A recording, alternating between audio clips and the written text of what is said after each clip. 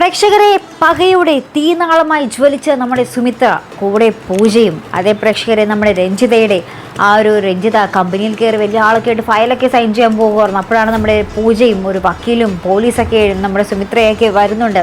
അപ്പോൾ നമ്മുടെ സുമിത്ര പറയുന്നുണ്ട്, ഒരു മാസമായി എല്ലാ സ്വത്തുക്കളും ഇവളുടെ പേരിലായിട്ട് മര്യാദയോടെ നിന്ന് എഴുതിയിട്ട് പൊക്കോ, അതാണ് നിനക്ക് നല്ലതെന്ന് പറയുന്നുണ്ട്. അപ്പം നമ്മുടെ രഞ്ജിത ആകെ പ്രാന്തളകി, അവിടെ മൊത്തം സീനാക്കുന്നുണ്ട്. നിന്നെ ഞാൻ വെറുതെ വിടില്ല, അതാണ് എൻ്റെ സ്വപ്നങ്ങളൊക്കെ നശിപ്പിച്ചു, മറിച്ചാണെന്നും പറഞ്ഞ് വെല്ലുവിൻ്റെ സ്വത്തുക്കൾ കയ്യിൽ വെച്ചിട്ടാണോ ഇത്ര വലിയ സ്വപ്നം കാണുന്നത്? അല്ലേ പ്രേക്ഷകർ? എന്തായാലും രഞ്ജിത ആളിക്കത്തുക കേട്ടോ. ഒരു പകയായിട്ട് ഇങ്ങനെ ജ്വലിച്ച് പൊങ്ങുകയാണ് രഞ്ജിത. ഇനി എന്തൊക്കെയാകും നടക്കാൻ പോകുന്നതെന്നും കണ്ടു തന്നെ അറിയണം.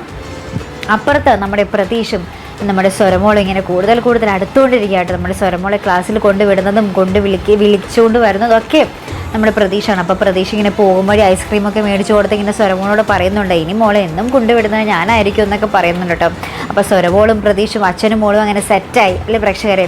അപ്പുറത്ത് നമ്മുടെ രഞ്ജിത വീട്ടിൽ വന്നിട്ട് ആ കലിപ്പ് മൊത്തം നമ്മുടെ പങ്കജിൻ്റെ കാരണത്തടിച്ച് തീർക്കുന്നുണ്ട് കേട്ടോ. നീ കാരണമാണ്, നീ ഒരു ഒറ്റൊരാൾ കാരണമാണ് ഇതിനൊക്കെ സംഭവിച്ചതെന്നൊക്കെ പറഞ്ഞിട്ട് നമ്മുടെ രഞ്ജിതൊക്കെ ആകെ ഒരു പ്രാന്ത് പിടിച്ച അവസ്ഥയിൽ, സമനില തെറ്റിയ അവസ്ഥയിൽ, എന്താ പറയുക, മുടിയൊക്കെ അലമ്പാക്കി നിൽക്കുന്ന ഒരു രംഗം നമുക്ക് പ്രൊമോയിൽ കാണുവാൻ സാധിക്കുന്നുണ്ട്. എന്തായാലും നമുക്ക് കാത്തിരുന്ന് കാണാം എനിക്കത് എങ്ങനെയൊക്കെ മറിയും.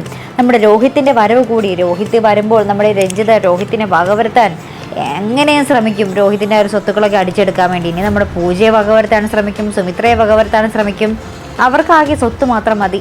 അപ്പം എനിക്കത് എങ്ങനെയൊക്കെ മറിയുമെന്ന് നമുക്ക് കണ്ടു തന്നെ അറിയാം പ്രേക്ഷകരെ. അപ്പോൾ ഇതുപോലുള്ള പ്രൊമോ റിവ്യൂസിനും എപ്പിസോഡ് റിവ്യൂസിനും ഒക്കെ നിങ്ങൾ മറക്കാതെ ചാനൽ സബ്സ്ക്രൈബ് ചെയ്യുക. അടുത്തൊരു വീഡിയോയുമായി വരുന്നത് വരയ്ക്കും ഗുഡ് ബൈ.